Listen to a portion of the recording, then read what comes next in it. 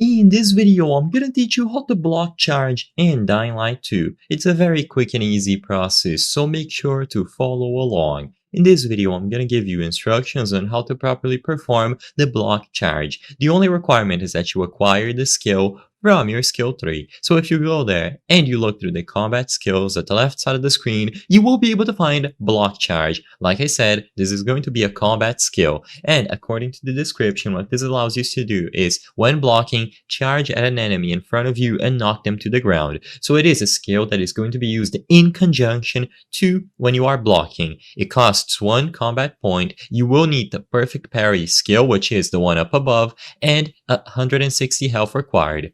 So just go ahead and make sure that you spend 1 combat point to acquire the skill first. Once you have the combat skill active, like I said, all that you have to do to perform a block charge is to press V when blocking. So start blocking, you should see your weapon being raised up, and then afterwards just charge an enemy by pressing V. You will knock them to the ground, and you gotta keep in mind that if you are doing this from a high place where you cannot knock them to the ground, you might go flying out of the edge. So remember, if you are on top of a building, to always try to look for somewhere that you can land. But if you do it on a flat surface, you will just knock them to the ground, pin them down, and it gives you an opportunity to attack. So all that you have to do is press V or the respective button on consoles when you are blocking and raising up your weapon. Like I said, this is going to be used in conjunction with stuff like parry, and it is a defensive combat skill. So it is very useful, and it allows you to be somewhat offensive when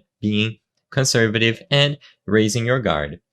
So I hope I was able to help you on how to block charge in Dying Light 2. If this video helped you, please be sure to leave a like and subscribe for more very easy tips. Thank you for watching.